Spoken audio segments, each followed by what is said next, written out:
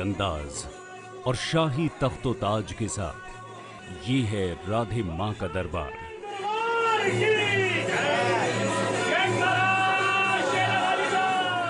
झिल मिलाते लाल कपड़े, हाथों में लाल चूड़ियां, माथे पर लाल तिलक और होठों पर सुर्ख लाल लिपस्टिक। लेकिन लाल रंग का यह सिलसिला यही नहीं रुकता, बल्कि पूरे माहौल को ही लाल रोशनी के जरिए और भी लाल बना दिया जाता है। और ऐसे लाली भरे उत्तेजक माहौल के बीच सजता है राधे मां का दरबार।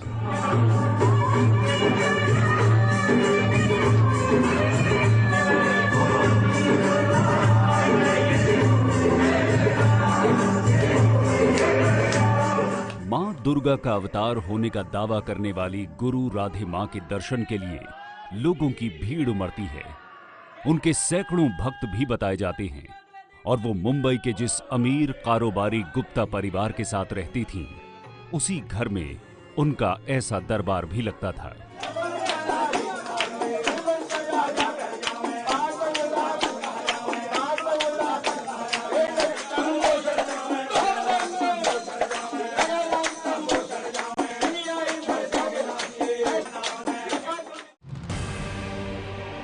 लेकिन राधे मां के खिलाफ आरोपों का जो सिलसिला शुरू हुआ है, उसकी शुरुआत भी गुप्ता परिवार से ही हुई है। मुझे काफी लातों से कम आधे घंटे तक उनने मुझे लाते मुक्के सबके बीच में मारे और मेरे परिवार में से कोई भी खड़ा नहीं हुआ मुझे सहयोग देने के लिए या मुझे बचाने के लिए।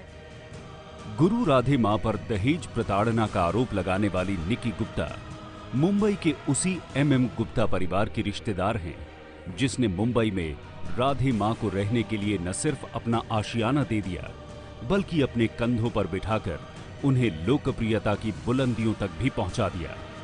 लेकिन राधे मां पर आरोप ये भी लगे हैं कि उन्होंने उसी गुप्ता परिवार में दरार डाल दी है।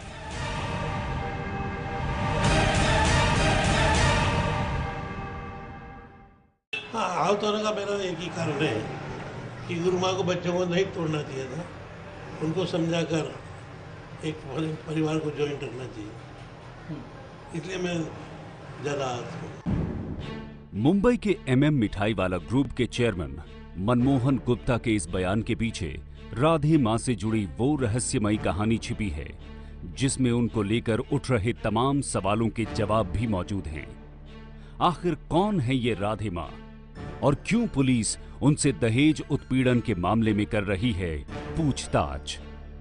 इन सारे सवालों के जवाब आपको भी मिलेंगे, लेकिन इसके लिए राधे मां के अतीत के उस तिलिस्मी संसार में झांकना होगा जिसके दरवाजे पर लिखा है सुखविंदर कौर का नाम। आप कुछ तो बोलिए, हम सुबह से आपके साथ मतलब आपको मिलने के लिए आए हैं, 15 घंटे खड़े हैं हम मीडिया वाले। मैं कुछ नहीं बोलूंगी, मेरा न्याय ऊपर वाला करेगा बस जी। लेकिन ये क्या हो रहा है आपके साथ माता जी? थोड़ा सा बोलिए माता जी, क्या हो रहा है, कौन कर रहा है ये, कुछ आप बोलिए। इसके पीछे कौन है, क्या लगता है आपको? माता जी प्लीज बोलिए, एक जवाब दीजिए, एक जवाब दीजिए।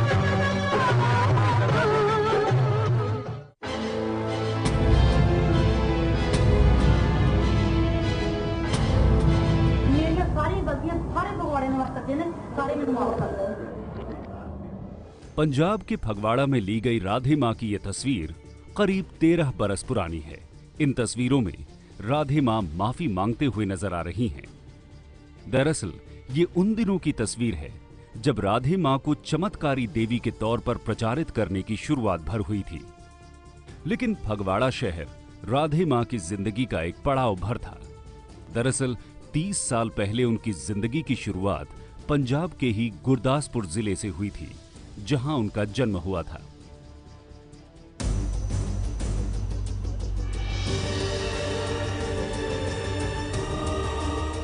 दिल्ली से करीब 460 किलोमीटर दूर ये है पंजाब का शहर गुरदासपुर।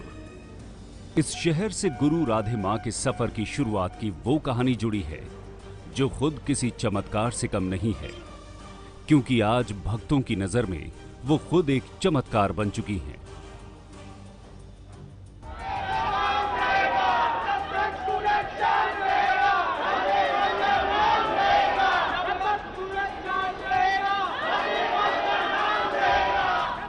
राधे मां खुद को दुर्गा देवी का अवतार बताती हैं और उनके भक्तों की नजर में वो भगवान भी बन चुकी हैं। लेकिन एक सन्यासिन का ऐसा शाही अंदाज आम लोगों को हैरानी में डाल देता है। इस कथित देवी ने भले ही अपने भक्तों की जिंदगी में चमत्कार किए हों या ना किए हों, लेकिन खुद राधे मां की जिंदगी किसी चमत्कार से कम नहीं है।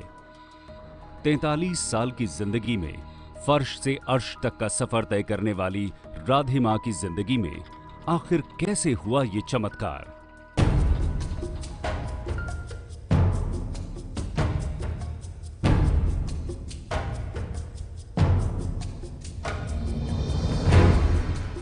ऐसा है कि मैंने कभी ऐसी बात नहीं देखी कि भगवान आदमी में प्रवेश कर से, आज तक मैंने ऐसा सुना नहीं।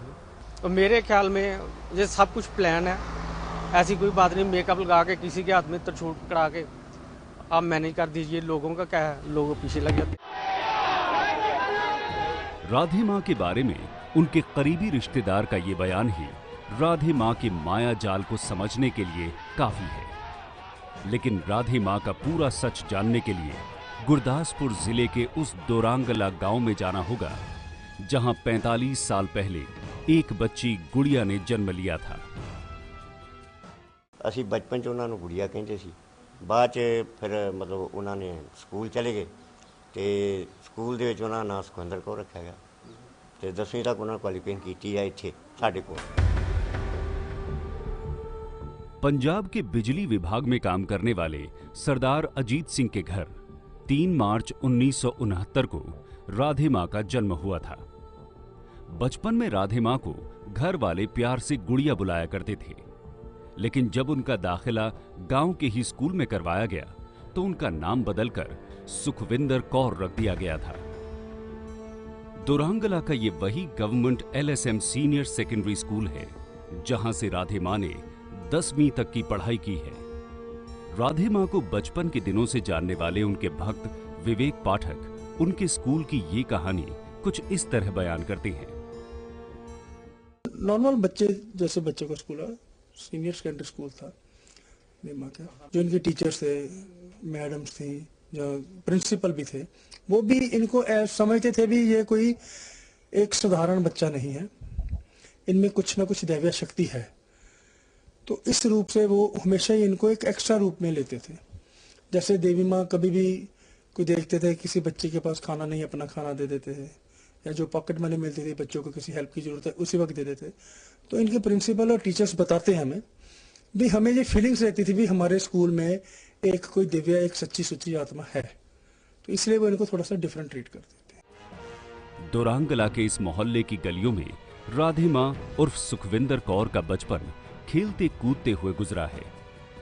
राधे मां को करीब से जानने वाले बताते हैं कि बचपन से ही उनका मन धार्मिक कामों में ज्यादा लगता था। राधे मां के पिता का यह दावा भी है कि बचपन में राधे मां उनके घर के सामने बने इसी मंदिर में अपना ज्यादातर वक्त गुजारा करती थीं। राधे मां के परिवार के करीबी रहे विवेक पाठक बचपन के अपने दिनों को याद कर बताते हैं कि सुखविंदर कौर उर्फ राधे मां कम उम्र से ही भविष्यवाणियां भी करने लगी थी। बेसिकली देवी माँ के जो फादर थे और मेरे फादर थे वो अच्छे दोस्त थे, एज फैमिली फ्रेंड। तो देवी माँ ने उस वक्त मेरे फादर को 2-3 भविष्यवाणियां की थी, जिससे हमें यह पता चला भी इनके अंदर कोई नेचुरल पावर है, कोई शक्ति है। तो वो भविष्यवाणियां जो टाइम, जो समय दिया था उस हिसाब से, तो मेरे फादर बड़े शॉक्ड थे। एक छोटा सी कंजक, एक छोटा सा बच्चा इतनी बड़ी भविष्यवाणी कर रहा है और वो सच हो रही है।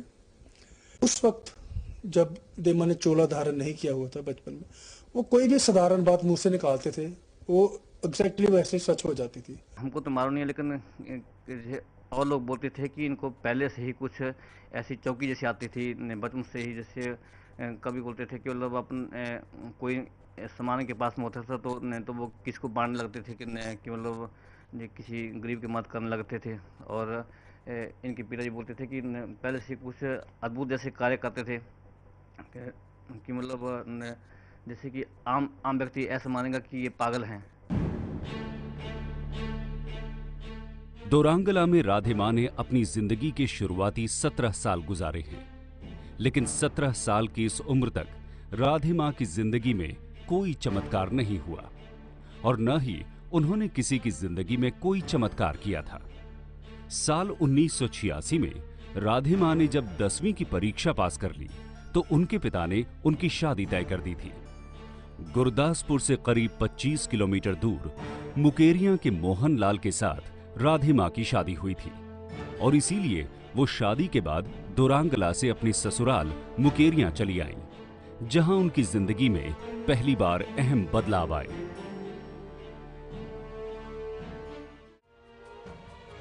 मुकेरियां के इसी मोहल्ले में सुखविंदर कौर उर्फ राधे मां अपनी ससुराल में रहा करती थी। राधे मां को ससुराल में एक नया नाम भी मिला था। लोग उन्हें बब्बू के नाम से भी पुकारा करते थे। राधे मां के करीबी रिश्तेदार बताते हैं कि शादी के बाद से ही उनकी जिंदगी में एक संघर्ष की शुरुआत हो गई थी। दरअसल राधे मां के घर की माली हालत ठीक नहीं थी और इसीलिए घर खर्च चलाने के लिए उन्होंने लोगों के कपड़े सीने का काम भी शुरू कर दिया था। इनके हालात तब कुछ खराब हो गए तो मायूस रहने लगी। फिर राधे माँ जो है इसने मेहनत जरूर की, मेहनत कपड़े भी सी कर इन्होंने मेहनत की। तो ये अच्छी बात है अपने परिवार को पालने के लिए। ये सब उस टाइम टेलरिंग का ही काम करते थे यहाँ पे और उस टाइम ट्रेनिंग करके जैसे अपना ये करते हैं कि उनके मतलब पिताजी मतलब ऑफिस से थे, वैसे भाई भी उनके अच्छी सर्विस में लगे हुए थे और उनके ससुराल वालों का हलवाई का काम भी था। हलवाई काम काफ़ी यहाँ पे मशहूर है। उनका कहते हैं उनका जेठ है हलवाई और जो 3-4 भाई थे सब अपना काम करते थे। हलवाई के नाम से उनके जेठ काम करते हैं। बब्बू के राधे मां बनने की कहानी की शुरुआत बरसों पहले मुकेरियां के इसी घर से हुई थी। गुरदासपुर के रंगला गांव की बब्बू को ब्याह कर सबसे पहले यहीं लाया गया था। उनके पति मोहन लाल इसी घर में अपने परिवार के साथ रहते थे। काफी समय तक बब्बू ने यहीं पर सिलाई का काम किया और उनके पति अपने भाई के साथ मिठाई की दुकान पर काम करते थे। उस वक्त इस घर की माली हालत अच्छी नहीं थी। फिर धीरे धीरे हालात बदले और मोहनलाल काम करने के लिए विदेश चले गए। फिर वो कई सालों तक दोहा और कतर में एक कंस्ट्रक्शन कंपनी में काम करते रहे। संघर्ष के उन दिनों में राधे मां अपने मोहल्ले और बुटीक से काम लाकर घर पर ही सिलाई किया करती थी। खासतौर पर वो लड़कियों की सलवार के पाइंचे सिला करती थी। करीब 4 साल सिलाई का काम करते हुए इसी तरह गुजर गए। अब राधे मां 21 बरस की हो चुकी थी। इसी बीच वो 2 बेटों की मां भी बनी, लेकिन पति के विदेश चले जाने के बाद वो अपने बच्चों के साथ मुकेरिया में अकेली ही रह गई थी। इसी दौरान उनकी मुकेरिया के ही परमहंस डेरा में आना जाना शुरू हुआ था। दरअसल शादी के बाद बब्बू का बुरा वक्त ही उसे इस परमहंस डेरे तक खींच लाया था। परमहंस डेरे के महंत बलदेव का भी ये कहना है कि उन दिनों बब्बू उर्फ राधे मां मानसिक तौर पर भी बेहद परेशान रहा करती थी। अब इसके आगे की कहानी आप खुद महंत बलदेव की जुबानी ही सुनिए। और यहाँ पे उनके मकेरी में उनके यहाँ पे स्टेट बैंक के साथ में उनके ससुराल थे। तो कहते हैं कि उनके पति विदेश में गए हुए थे और वो मतलब काफ़ी मतलब परेशान थे। तो उसी परेशानी के बीच में वो गुरु जी की शरण में आए। वो अपने पिता के पास में गए तो किन्ने मतलब गुरु जी का नाम बताया कि मतलब गुरु जी इनके मन को शांत करेंगे। तो वो गुरु जी के पास में आए। फिर गुरु जी ने उनको मंत्र दिया और मंत्र देने के बाद में फिर अनुष्ठान कराया। अनुष्ठान करने के बाद में वो यहाँ से हरिद्वार में गए। फिर मुकेरिया में इस परमहंस डेरा की स्थापना महामंडलेश्वर महंत रामाधीन दास परमहंस ने की थी। बिहार के सीतामढ़ी जिले में पैदा हुए रामाधीन ने देश भर में पैदल यात्राएं की थीं और आखिर में आकर उन्होंने मुकेरिया में अपना डेरा बना लिया था। लेकिन बेहद सादा जिंदगी जीने वाले रामाधीन के संपर्क में जब मुकेरिया की बब्बू आई तो वो एक ऐसी गुरु राधे मां में तब्दील हो गई जिनके ग्लैमर के आगे बॉलीवुड की चमक दमक भी फीकी पड़ जाए। मुकेरिया के परमहंस डेरा में करीब 6 महीने धार्मिक मामलों की ट्रेनिंग लेने के बाद महंत रामाधीन के हाथों ही राधे मां ने दीक्षा ले ली थी और इस तरह मुकेरिया की सुखविंदर कौर उर्फ बब्बू को नया नाम मिला और वो नाम था राधे मां।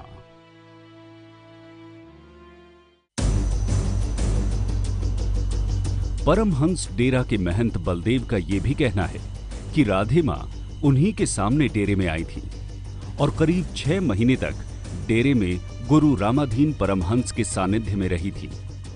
खास बात यह है कि राधे मां के सन्यास के साथ उनके चमत्कार करने की कहानी भी इसी डेरे से शुरू हुई थी और फिर ये कहानी आसपास के इलाकों में भी तेजी से फैलती चली गई। कहा यह भी जाता है कि परमहंस डेरे में ही राधे मां ने काला जादू भी सीखा था और वो लोगों की व्यक्तिगत, पारिवारिक और व्यावसायिक परेशानियों से उन्हें छुटकारा दिलाने का दावा भी करने लगी थी। गुरुजी ने उनको जैसे जो भी लोग कुछ जानता मानता बताया तो उसके प्रभाव से मतलब गुरुजी भी जैसे उनका बोलने लगे जब इस लाइन में आ गई तो इनका नाम जैसे बढ़ना चाहिए और उनको कोई भी भक्त आता था तो उनके समय बेचते थे कि वो ठीक करेगी। ऐसे करते करते मतलब आगे उनकी लोग ऐसे ठीक होने लगे। ऐसे ऐसे मतलब आगे बढ़ते गए तो लोगों के काम होते गए तो उनका नाम चलता गया। तो कहते हैं कि ऐसे चलते वो हरिद्वार से जैसे पंजाब में जलंधर जैसे लुधियाना में गए तो वहाँ से फिर दिल्ली गए। पंजाब के मुकेरिया में हाईवे के किनारे ये है राधे माँ का मंदिर। साल में एक बार राधे माँ यहाँ आती हैं और रुकती हैं। बाकायदा मुकेरियों में उनकी शोभा यात्रा निकाली जाती है और इस शोभा यात्रा के दौरान उनके भक्त यहाँ उमड़ पड़ते हैं। अगर मुकेरिया में राधे माँ के भक्तों की बात करें तो उनकी संख्या कम नहीं है, लेकिन पंजाब के दूसरे राज्यों जैसे लुधियाना और जालंधर में भी कई बड़े बिजनेस घराने राधे माँ के फॉलोवर हैं और अक्सर वो भी जब राधे माँ पंजाब आती हैं तो उन्हें अपने फार्म हाउसेज और घर पर चौकी और कीर्तन के लिए बुलाते हैं। यही वजह है कि पंजाब के मुकेरिया से लेकर दिल्ली के रास्ते में पंजाब के हर बड़े जिले में देवी माँ के भक्त हैं।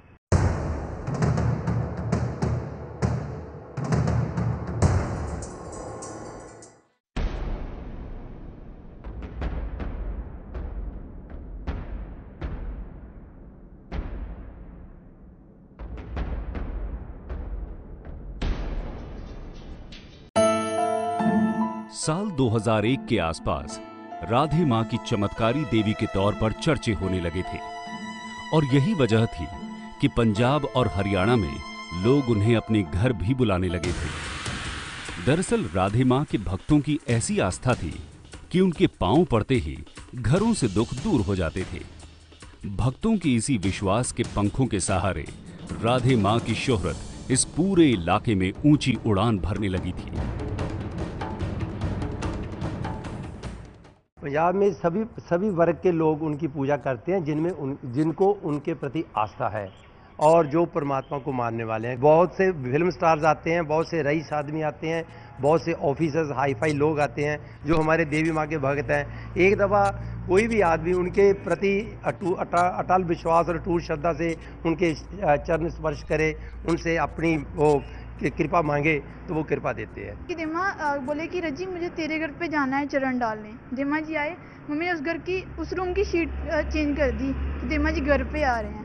तो देमा जी वहाँ पे विराजमान हो गए तो देमा की एकदम मौज हुई तो देमा उस रूम में गए। वही बेडशीट फिर से किसी ने उस शीट पे बाथरूम किया हो था। देमा उसी एरिया में जाके विराजमान हुए और घर पे कुछ नहीं था उस टाइम देमा जी के भोग। देमा जी खुद किचन में गए, देमा ने एक बिस्किट निकाला और भोग लगा लिया। इससे बड़ी और मेरे लिए कुछ नहीं हो सकता कि देमा बच्चों की पल पल की सुनते हैं। संन्यास के अपने शुरुआती दिनों में राधे मां बेहद सादगी के साथ रहती थी। वो सफेद कपड़े पहनती थी और आज की ग्लैमरस राधे मां की एकदम उलट नजर आती थी। उनकी सादगी बातचीत करने के ढंग और उनके रहन सहन के तौर तरीकों से भी उनके भक्तों की तादाद में इजाफा होता चला गया। गुरदासपुर में जन्म लेने वाली राधे मां का सफर मुकेरिया में सन्यास के पड़ाव से गुजरते हुए और पंजाब के दूसरे शहर जालंधर से होते हुए अब फगवाड़ा तक जा पहुंचा था। लेकिन राधे मां की जिंदगी में फगवाड़ा भी एक दूसरा अहम टर्निंग पॉइंट साबित हुआ। दरअसल मुकेरिया में सन्यास की दीक्षा लेने के बाद राधे मां की शोहरत को पहली बार उस वक्त ग्रहण लगा जब वो साल 2002 में पंजाब के फगवाड़ा में अपने नाम का जागरण करने पहुंची थी। 30 मार्च 2002 की ये वो तस्वीरें हैं जब जागरण के बाद अरुण नंदा नाम के कारोबारी के इसी घर में राधे मां ठहरी हुई थी।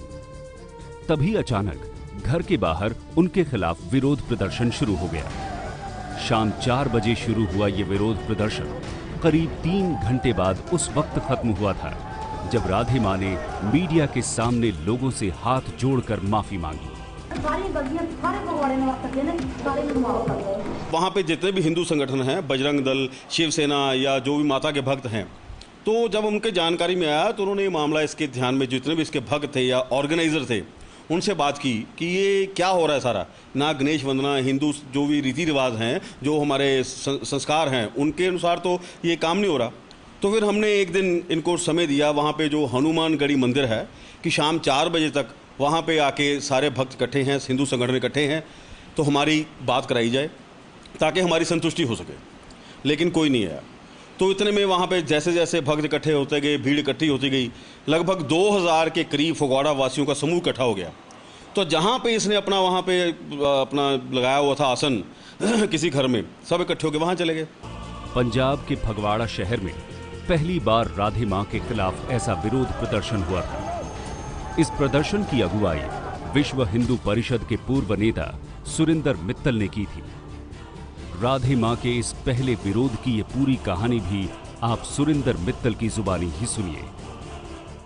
कुछ वहाँ पे इसके ऑर्गेनाइजर भगत कुछ थे, उन्होंने आके नीचे आके अब शब्द बोलने शुरू कर दिए और इसके जयकारे लगाने शुरू कर दिए, जिससे वहाँ तनावपूर्ण स्थिति बन गई और काफ़ी झगड़ा भी हुआ। लोगों ने पत्थरबाजी भी की, गालियाँ भी निकाली, स्कूटर भी जलाए, गाड़ियाँ भी तोड़ी।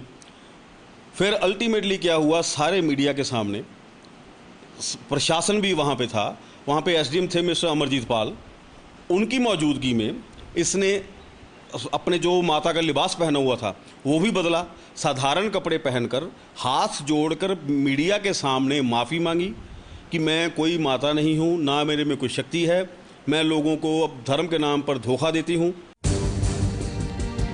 फगवाड़ा की घटना के बाद राधे मां ने अपना शहर भी छोड़ दिया। मुकेरिया से करीब 450 किलोमीटर दूर देश की राजधानी दिल्ली के दरवाजे पर उन्होंने साल 2002 में पहली बार दस्तक दी थी। लेकिन दिल्ली में राधे मां के कदम ज्यादा दिनों तक टिक नहीं सके और वो भक्तों के कहने पर दिल्ली से मुंबई चली आईं। राधे मां की शोहरत अब पंजाब की सीमाएं पार कर चुकी थी। इस वक्त तक उनके गुरु महंत रामाधीन भी जीवित थे, इसीलिए राधे मां जहां भी जाती उन्हें भी अपने पास ही बुला लिया करती थी। जिसमें उन्हें दीक्षा ली थे तो उसी समय में ख्याल में कोई 6 महीना ही इधर रहेंगे और बाकी गुरुजी को बुला लेते थे अपने पास में, जहाँ पे रहते थे वहाँ बुला लेते थे। तो ज़्यादातर वो जब मुंबई में रहने लगे तो उसमें मतलब गुरुजी काफ़ी जाते रहे। मुंबई में भी गुरुजी का आना जाना लगा रहा। और जब यहाँ पे पंजाब में नदी में थे और दिल्ली में थे तो उसमें तो काफ़ी आते थे यहाँ पे। पंजाब के गुरदासपुर जिले, फिर मुकेरिया और पंजाब के दूसरे शहरों से होते हुए राधे मां की भक्ति के इस काफिले ने पहले दिल्ली में पड़ाव डाला और फिर उन्होंने मुंबई में अपना स्थायी ठिकाना बना लिया। 13 साल पहले जब राधे मां अपनी किस्मत आजमाने मुंबई आई थी, उस वक्त एक बार फिर उनका कनेक्शन हलवाई और मिठाई से जुड़ गया था। दरअसल राधे मां साल 2003 में जब दिल्ली से मुंबई आई थी, तब वो यहाँ के मशहूर गुप्ता परिवार की मेहमान बनी थी। मुंबई में MM गुप्ता एक मशहूर कारोबारी परिवार है जिनकी मिठाई की दुकानों की चेन है। गुप्ता परिवार प्रॉपर्टी के धंधे के अलावा ग्लोबल एडवर्टाइजिंग के नाम से अपनी एजेंसी भी चलाता है। मनमोहन जी, आपका परिवार राधे गुरु माँ को 13 साल पहले पंजाब से मुंबई लाया। राधे गुरु को हम पंजाब से नहीं लाए। हमारा बेटा संजीव गुप्ता कभी उनकी चौकी में गया और वहाँ उनसे किसी कारण से अटैच हुआ और उन्होंने एक चौकी हमारे यहाँ की थी। कब की थी? 13 साल 12 साल पहले स्टार्टिंग में। उसके बाद में हमारी बिल्डिंग बन ही रही थी तो उन्होंने कुछ समय वहाँ विराजमान हुई। फिर उसके बाद में संजीव गुप्ता और हमारे भाई जगमोहन गुप्ता ने उनको ऊपर स्थान दिया और धीमे धीमे वो गुफा का एक स्वरूप बनता चला गया। करोड़ों का कारोबार करने वाले एमएम गुप्ता के 4 भाई और 2 बेटे तब राधे मां के भक्त बन गए थे। खास बात यह है कि गुप्ता परिवार की यह भक्ति सिर्फ देवी दर्शन करने तक ही सीमित नहीं थी, बल्कि गुप्ता परिवार राधे मां को मुंबई के बोरीवली इलाके के अपने इसी 6 मंजिला मकान में ले आया था और इसी के बाद से इस मकान की ऊपरी 2 मंजिलें राधे मां का स्थायी ठिकाना बन गई थीं। मुझे शिव चाचा के नाम से सभी लोग जानते हैं और बॉम्बे से एमएम मिठाई वाला परिवार का मैं सदस्य हूं और लगभग पिछले 10 सालों से देवी माँ के चरणों से जुड़ा हूं मैं। देवी माँ वो अलौकिक शक्ति है जिन्होंने हर कठिन समय पर हम पर कृपा बरसाई है और हम पर ही नहीं, जितने भी भक्त इनसे जुड़े हैं, जो आस्था रखते हैं, विश्वास रखते हैं, उनके ऊपर भी हर रोज कृपा हो रही है। 10 साल पहले मुझे किसी ने, मेरे दोस्त ने मुझे इनवाइट किया था इनके दर्शन करने के लिए और मैं जब गया इनके यहाँ दर्शन करने के लिए फर्स्ट टाइम ही देवी माँ ने मेरी ऐसी चीज़ बता दी, मुझे जो प्रॉब्लम फैमिली में फेस हो रहा था और उनने मुझे पर्टिकुलर डेट टाइम सब बता दिया था कि ये टाइम पे आपका क्लियर हो जाएगा। मैंने विदाउट एनी क्वेश्चन देवी माँ को नमन किया, वापस आया और देवी माँ की ही कृपा से मेरा वो काम पूरा हुआ वही दिन जिस दिन देवी माँ ने बोला था और उनके आशीर्वाद से। और उस दिन से मैंने ही देवी माँ को विनती रखी थी कि देवी माँ सदा सदा के लिए बॉम्बे में विराजमान हो जाइए आप, ये आपका ही भवन है। और हम सब परिवार, हम 40 मेंबर्स का परिवार नीचे रहता है, उनकी सेवा में सदा रहते हैं और वहीं हर 15 दिन में देवी माँ के दर्शन होते हैं जो फ्री ऑफ कॉस्ट रहता है। वहाँ पर नीचे देवी माँ सत्संग करवाती है, भक्ति करवाती है, फिर अपने दर्शन देते हैं और उस पर कृपा होती है। पंजाब के मुकेरिया से मुंबई आने के बाद राधे मां की किस्मत ने जैसे अचानक पलटी मार दी।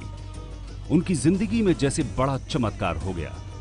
सड़कों पर जहां उनके बड़े बड़े होर्डिंग्स नजर आने लगे, वहीं उनके दरबार में भक्तों का रेला भी दिनों दिन बढ़ता ही चला गया। क्या आम और क्या खास, उन दिनों नेताओं से लेकर अभिनेताओं तक हर वर्ग के लोग राधे मां के दरबार में हाजिरी लगाने लगे। राधे शक्ति मां जिदा बोल सांचे दरबार की जय। यूं तो रब की हर जगह बात होती है, पर राधे मां के दरबार में रब से मुलाकात।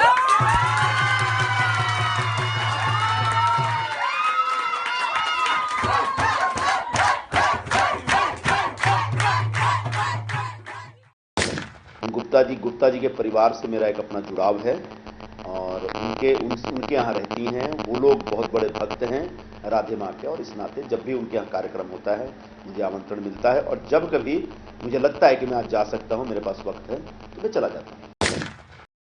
राधा ने माला जपी शाम की, मैंने ओढ़ी चुनरिया राधे नाम की। राधे राधे बोलो राधे राधे, जयकारा बोले हमारी राधे माँ जी का।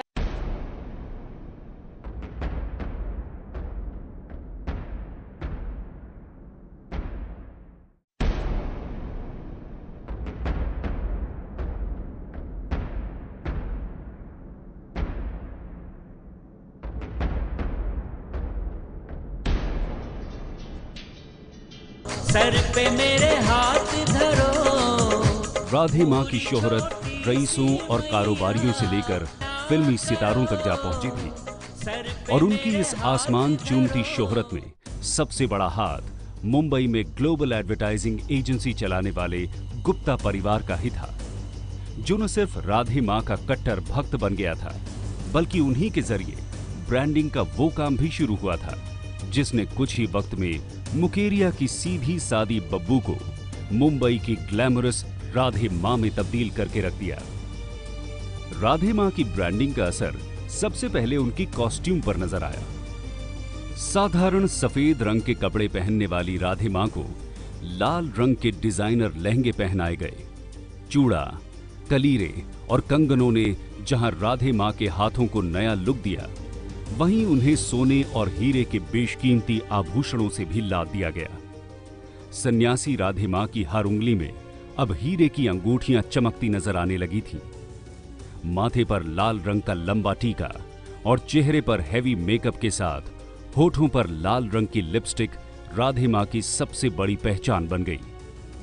दिलचस्प बात यह है कि सिर पर मुकुट और हाथों में त्रिशूल लेकर मां दुर्गा के अवतार का दावा करने वाली राधे मां का यह नया लुक जब तैयार हो गया, तो फिर इस लुक के साथ उनके प्रचार प्रसार का काम तेज कर दिया गया। मुंबई के गुप्ता परिवार की कंपनी ग्लोबल एडवर्टाइजिंग ने शहर में जगह जगह राधे मां के बैनर, पोस्टर और होर्डिंग्स टांग दिए। राधे गुरु माँ और ये एडवर्टीजमेंट करके पूरा उनको प्रोजेक्ट किया गया। इस एडवर्टीजमेंट में तो आपकी कंपनी जो है ग्लोबल एडवर्टाइजर, उसका भी बड़ा इस्तेमाल हुआ है। आपके बेटे ने ही उनका एडवर्टीजमेंट किया, कि उनकी श्रद्धा उसमें थी और उनको लगता था कि राधे गुरु माँ की वजह से मेरा अपना बिजनेस जो है ग्लोबल एडवर्टाइजिंग है, उसको एक सिंबल बना लिया था उन्होंने। जैसे अपन गणपति का फोटो लगाते हैं या कोई भी अपनी आस्था का विषय बना लेते हैं, उस हिसाब से उस बच्चे ने उनको आगे बढ़ाया। आपने उनको बेहद करीब से देखा है। कौन कौन उनके साथ है और कौन कौन ये पूरा साम्राज्य चलाता है? उनकी जो छोटी माँ है वो सबको अपना ज्ञान बताती हैं, और जो हमारे दोनों भाई हैं उनके चमत्कार बताते हैं, और लोग उसको सुनकर समझकर अपनी समस्या बोलते हैं। अब जिनको लाभ हुआ वो तो राधे गुरुमा के भक्त बन जाते हैं, और जिनको लाभ नहीं हुआ वो छोड़ के चले जाते हैं।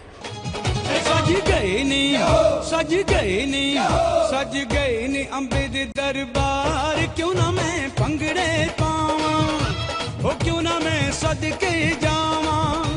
महज चंद सालों में ही राधे मां अपने दिव्य दर्शन के लिए भारी भीड़ जुटाने लगी। भक्तों को दिव्य दर्शन देने के लिए राधे मां की मंच पर एंट्री भी पूरी फिल्मी स्टाइल में होती थी। कभी क्रेन के सहारे वो मंच पर उतरती थी, तो कभी पालकी पर बैठकर स्टेज तक पहुंचती थी। राधे मां का मंच भी ऐसा होता है कि देखने वालों की आंखें खुली की खुली रह जाएं। ये सारी कवायद धीरे धीरे भक्तों को लुभाने के लिए उनकी पैकेजिंग और प्रमोशन का एक हिस्सा बन गई। पंगड़े पावां, हो क्यों ना मैं सदके जावां। कहा जाता है कि राधे मां भक्तों को दिव्य दर्शन देती हैं। वो चढ़ावा भी स्वीकार करती हैं। किसी देवी की तरह उनकी पूजा भी की जाती है। आमतौर पर राधे मां भक्तों से कुछ नहीं बोलती और ना ही वो प्रवचन देती हैं। इसके बावजूद उनकी आस्था के आसमान पर उनका सितारा शिद्दत से चमकता रहा है। खास बात यह है कि राधे मां के इस ग्लैमरस अवतार ने जहां उनके भक्तों का मन मोह लिया है, वहीं आम लोगों को एक सन्यासिन के ऐसे रूप ने हैरान कर दिया है। यही वजह है कि राधे मां और उनके चमत्कारों को लेकर तरह तरह की बातें भी होने लगी हैं। उनके ऊपर बेशुमार इल्जाम भी लगे, लेकिन तमाम आरोपों से बेपरवाह राधे मां अपनी ही धुन में कभी टीवी कैमरों पर तो कभी भक्तों के सामने थिरकती रही। वो अपने दरबार और चौकियों में मदमस्त होकर फिल्मी गानों पर डांस करती भी नजर आने लगी थी।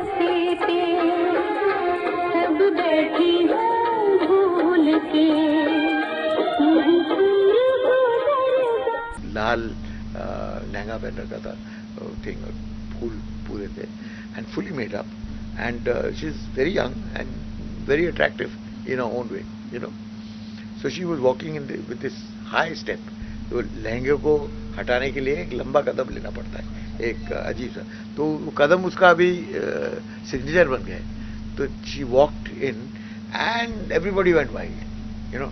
फिर मुझे पकड़ के संजय ने उधर स्टेज पे ले गया और कहा मिनो मिनो, and he push me in and he got me an audience with in the middle of this madness, और स्पीचेस और सॉन्ग्स, और कोई भजन गा रहा था, कोई कुछ कर रहा था। तो I met her and I could feel that there was something extraordinary about her. सज गए ने अंबे दे दरबार, क्यों ना मैं पंगड़े पावां, हो क्यों ना मैं सदके जावां। एक गॉड वुमन नहीं है, वो एक कॉन वुमन है, लोगों को रिझाती है गलत गलत तरीके से। एक आप धर्म गुरु हो तो आपको ये शोभा नहीं देता कि आप किसी औरत को उठा रहे हो, लिफ्ट कर रहे हो, पब्लिकली उसको किस कर रहे हो, प्राइवेट पार्ट्स पे उनके हाथ टच कर रहे हो, और इस तरह की गंदी गंदी हरकतें हो। मैंने यही देखा कि उठाते हैं, औरतों को उठाएंगे, मर्द आते हैं उठाते, उनकी गोद में बैठ जाते हैं, उनको किस करते हैं, गले इस तरह से लगाते कि राधा माँ को किस करते हैं आपके? राधे माँ उनको करती है, वो उनको करते हैं, मतलब